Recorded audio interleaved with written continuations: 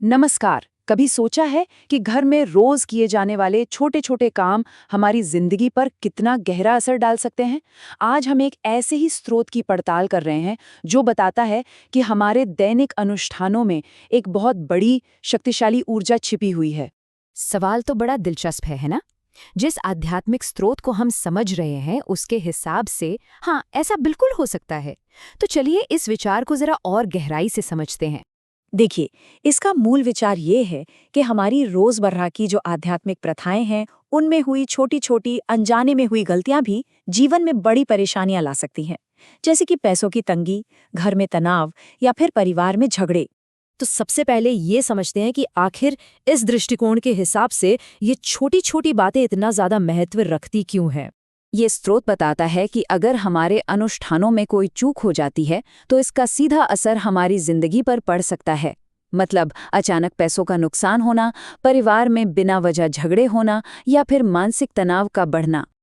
अब आगे बढ़ते हैं और बात करते हैं सुबह के एक खास अनुष्ठान की, जो घर के मुख्य दरवाजे से शुरू होता है। कहा जाता है कि ये एक काम पूरे दिन के लिए घर में एक पॉजिटिव माहौल बना सकता है। तो देखिए, यहाँ पूरी प्रक्रिया स्टेप बाय स्टेप बताई गई है। इसके अनुसार इसका क्रम यानी कि सीक्वेंस बहुत जरूरी है। पहले पानी छिड़कना और उसके बाद झाड़ू लगाना। ऐसी मान्यता है कि इससे नकारात्मक ऊर्जा घर से बाहर निकलती है, अंदर फैलती नहीं। और इस अनुष्ठान की एक खास बात ये भी है कि ये बहुत प्रैक्टिकल है। इस बात पर जोर दिया गया है कि ये काम सुबह उठते ही सबसे पहले करना चाहिए। अब जाहिर है मन में कुछ सवाल भी आ सकते हैं। अच्छी बात यह है कि हमारा स्रोत इन सवालों का अंदाजा लगाता है और उनके एकदम साफ जवाब भी देता है। आजकल के समय में ये एक बहुत ही आम सवाल है और इसका जवाब काफी सीधा और सरल है। तो सबसे जरूरी बात यह है कि किसी का जो अपना व्यक्तिगत प्रवेश द्वार है वही मायने रखता है। फिर चाहे वो एक बड़े घर का हो, एक फ्लैट का या फिर एक सिंगल कमरे का ही क्यों ना हो। स्रोत इस संवेदनशील और जरूरी सवाल पर भी सीधे तौर पर बात करता है और एक बहुत साफ अंतर बताता है। यहाँ पर एक सामान्य शुद्धिकरण के अनुष्ठान और एक औपचारिक पूजा के बीच का फर्क साफ किया गया है।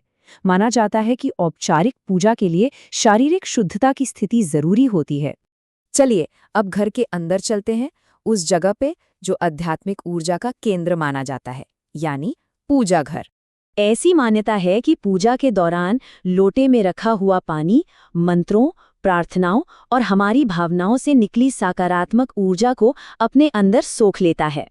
तो इस पानी को, पूजा में बनी पॉजिटिव एनर्जी को हमारे रोज के जीवन और हमारे माहौल में फैलाने का एक बहुत अच्छा जरिया माना गया है। अब बात करते हैं उन आम गलतियों की जिनके बारे में कहा जाता है कि वो इन सभी सकारात्मक प्रभावों को खत्म कर सकती हैं या रोक सकती हैं। ये एक बहुत ही महत्वपूर्ण चेतावनी है। ऐसा बताया जाता है कि क्योंकि ये जल पूजा में बैठे सभी देवी देवताओं द्वारा धन्य माना जाता है, इसलिए इसे सीधे तुलसी जी को अर्पित करना सही नहीं माना जाता।